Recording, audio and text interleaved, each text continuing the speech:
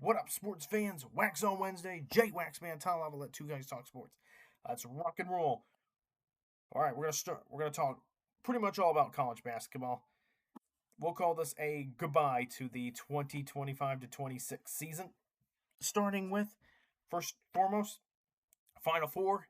Tell you what, Indy never disappoints as a Final Four host. Indy is in my opinion, of course, and in the opinion of many, the perfect spot for a Final Four. That was the ninth time that the city has hosted the Final Four, and once again they delivered beautifully.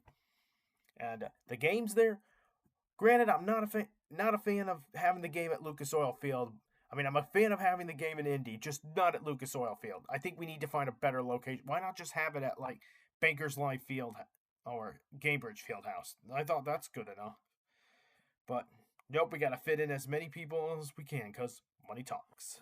So that's the only problem I have with it. The city of Indianapolis itself is perfect, though, for hosting the Final Four. And once again, it delivered two great games, too. Or two games, at least, with fantastic storylines. You got Illinois and UConn. Really good game between these two, both sides. Great defense in that game. UConn, they found a way to just outlast Illinois. They played hard, they actually guarded Illinois really well and forced them to take some shots that they were just forced in, like literally were not 100% ready to take. And Illinois, tough day shooting. Illinois' defense played well enough to win that game, but the shots that they had been making all season long, the 3-pointers, were just not going down for Illinois. And when you come into the Final Four and you go stone cold in shooting, you're going to be in the Final Four, but you go no further, pretty much. And Illinois, like, good enough team to at least get to I don't think they would have won the championship, but they were good enough to get to the national championship, but not in that game. They needed to hit some more shots, and they just didn't.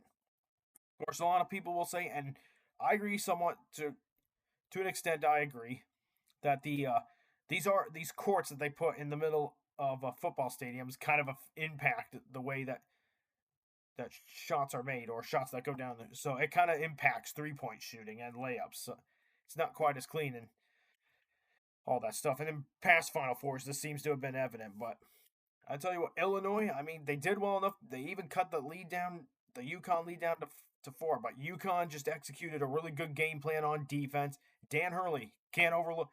Biggest thing I've learned this year, you just can't overlook the Huskies. As long as Dan Hurley's there, they're always going to have a chance to make a run in the NCAA tournament. And they had another beautiful run.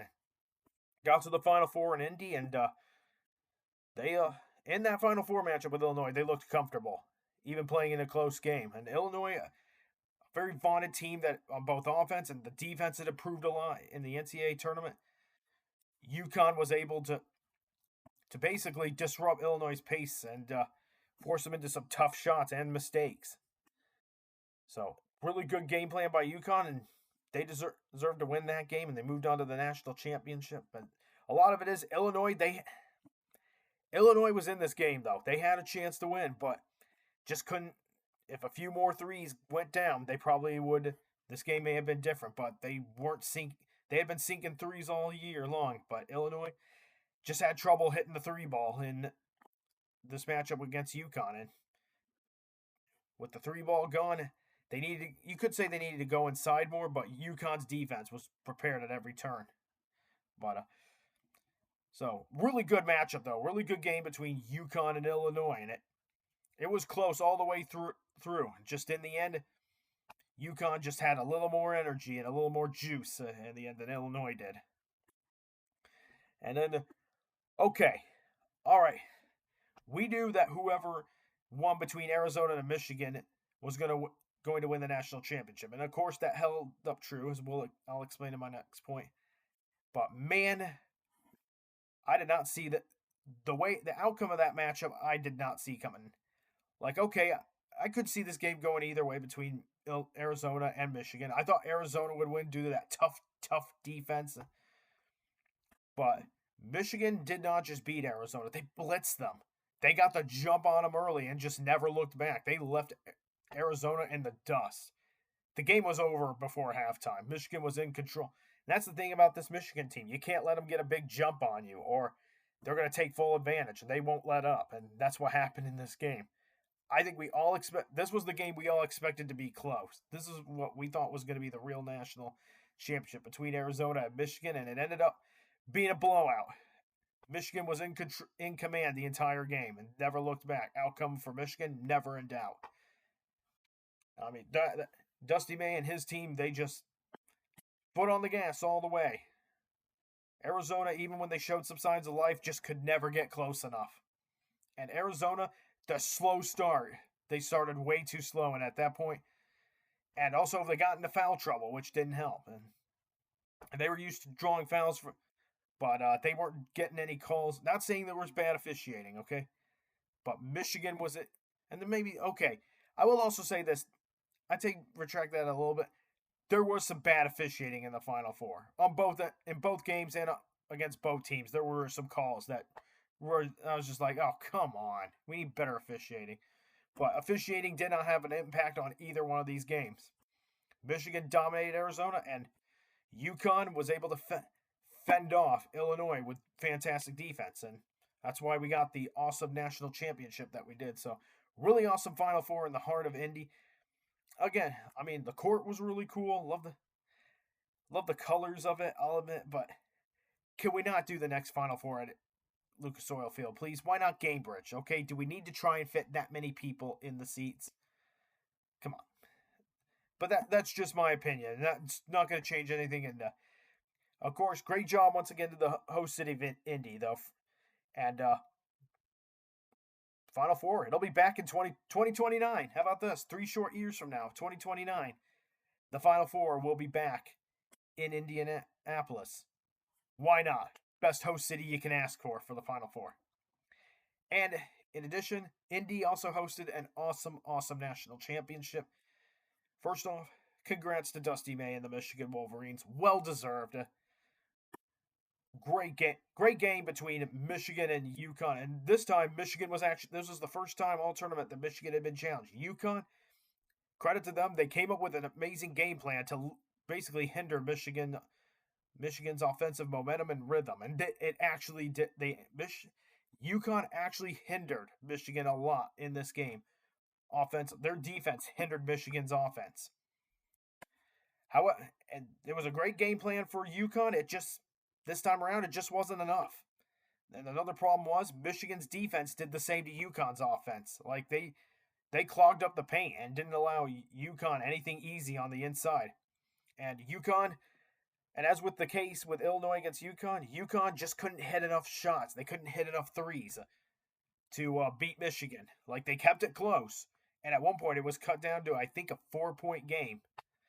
And UConn had a play where they got a breakaway, and they had a chance to go and cut it down further. And had UConn actually made the guy for UConn made the layup, this game could have very well been different. But credit to Michigan's defense. I mean, they were swarming. And, of course, foul trouble hindered UConn. But Michigan's defense was tough. And Michigan's had a great offense all season long, but their defense has been underrated. So, once again, congrats to Dusty May and the Michigan Wolverines on winning the national championship. Second one for Michigan, and how about this? It's the first time since 2000 that a Big Ten team won the championship. So the Big Ten's championship drought in men's college hoops is officially over. So happy for the Big Ten. Happy for my cousin Gabby, who went to the University of Michigan. She's really, really proud right now. She's all excited, stoked, I can tell. And I will say, one shining moment lives up to the hype as always. And I'll tell you what, this Michigan team, they were loaded. I mean, you had guys like Elliot Cadeau, you had Ade Mara from Spain, and of course, Axel Lendenborg, the Big Ten Player of the Year. All those guys, they play. Those 3 guys, big reason why Michigan won this national championship. And Dusty May, some are calling him the Kurt Signetti of college hoops. He took a Michigan program that had 8 wins. I don't remember if it was 8 wins all of last. They had 8 wins all of the 2023 to 24 season, And they've gone from that and in just 2 years' time to national champions in 2 years. That's incredible. Of course, it helps to have transfer portal and NIL. Michigan doing a great job investing in the NIL, and they hired a great coach in Dusty May. You got to have both of those two to have a chance to win a national championship. Michigan had NIL and a great coach in Dusty May, and Dusty May was going to be great wherever he went. So, good job. I'll give kudos to Michigan for picking him up when they did.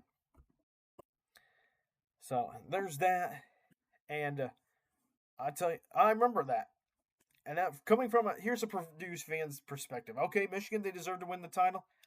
I'll admit, I'm going to show a little bit of pride as a Purdue fan because Purdue was the last team to beat Michigan before they won the national champ. Before Michigan went on and won the national championship, Michigan's third and final loss of the season came against my Boilermakers in the Big Ten tournament. So I take a little pride in that.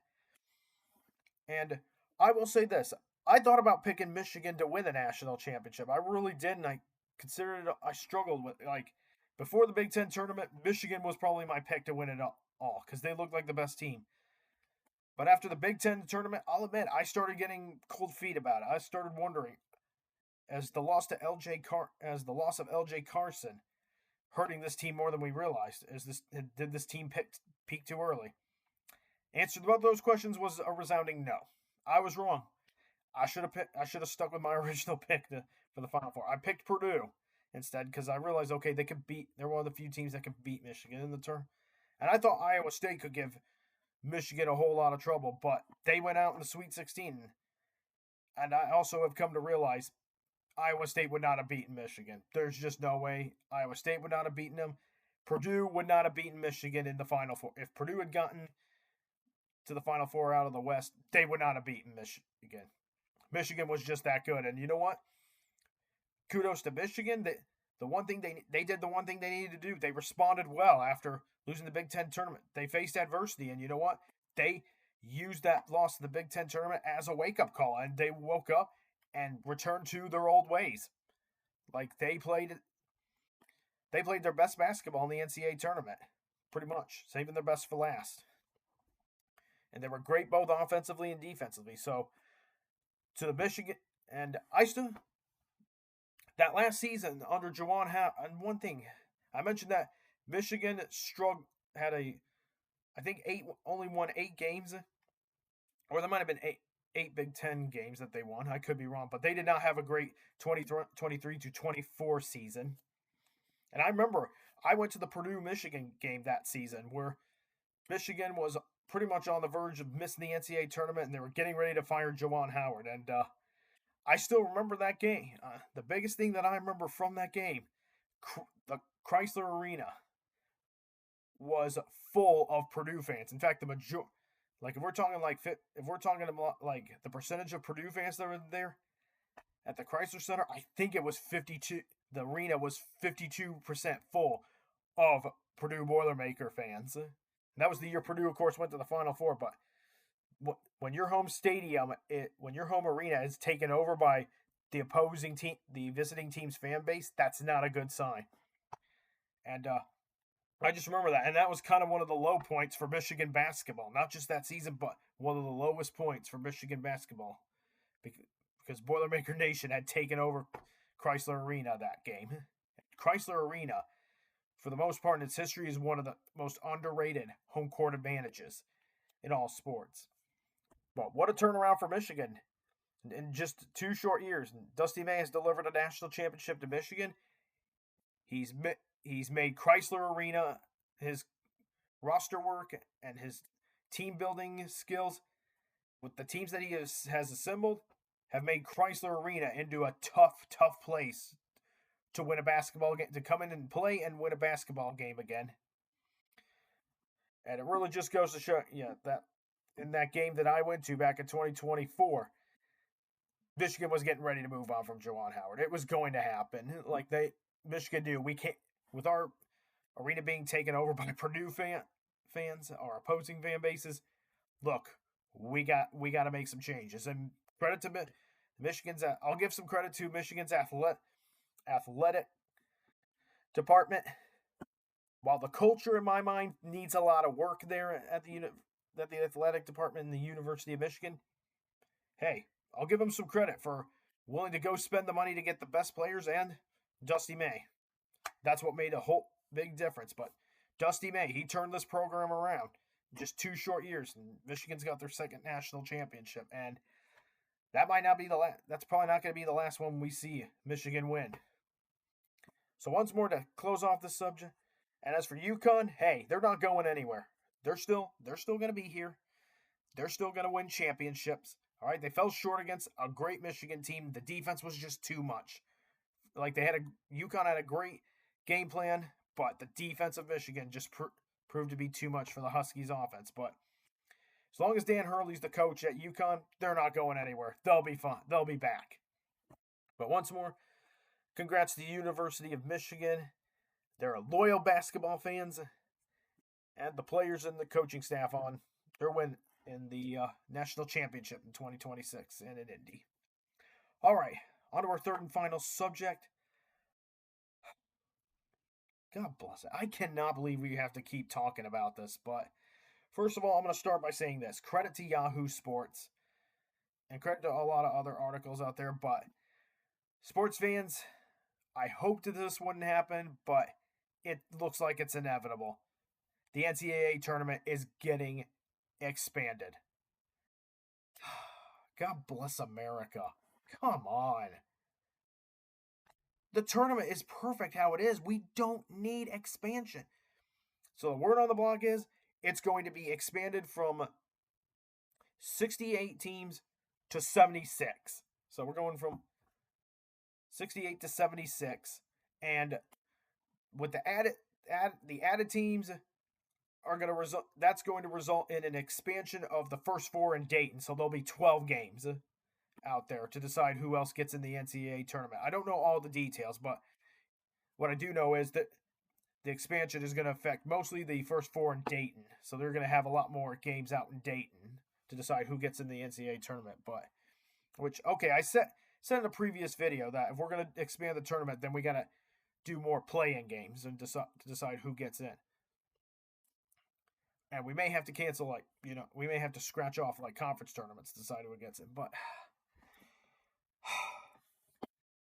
come on. We don't need this. This is ridiculous. It's absurd. It's clearly a cash grab. We already have trouble filling the field with 64 worthy teams. It's always so close. And this year, the bubble for this year's NCAA tournament was probably one of the worst I've ever seen. Nobody on the bubble really impressed, except for the Texas, who actually proved a lot of skeptics wrong. And they made it to the Sweet 16 as an 11th seed, of course. Credit to them. But you know what? 64 is enough. Okay, 64 teams is enough. We don't need anything more than that. We already got problems with the transfer portal and NIL wreaking havoc on the college basketball landscape. Adding 67 teams to make it to advance to the NCAA tournament is going to make things even worse. Because you're going to have teams in there that are just going to be say 15 and 15, or you might have some 17 and 13 teams, or 17 and 15 teams, teams that are just barely over 500 and with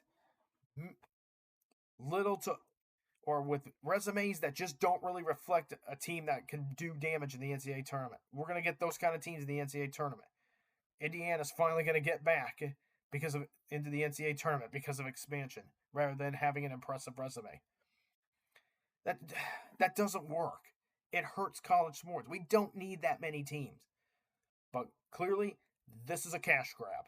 The NCAA wants to make as much money as possible, kind of like what they do with the Final Fours, putting them out in football stadiums. The only football stadium that works for the Final Four is the one out in San Antonio. That's the only one that actually works. The rest, we need to just have them in basketball stadiums, okay? I've already said I'm one of those people who's against expansion of the tournament. We do not need any more. I guess more details to come, but credit to Yahoo Sports, mostly, but no. No more, no more, no more, no. That's how I feel about the NCAA tournament. I don't. That's how I feel about expanding the NCAA tournament. No more, no more, no more, no. And when I say sing that song, no more talk about it. End this debate. No expansion. No freaking expansion. 64 is enough.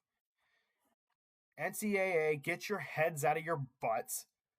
Stop being greedy and appreciate the tournament for what it is. The fans appreciate it for what it is. 64 is a lot of teams, anyways. For goodness sake.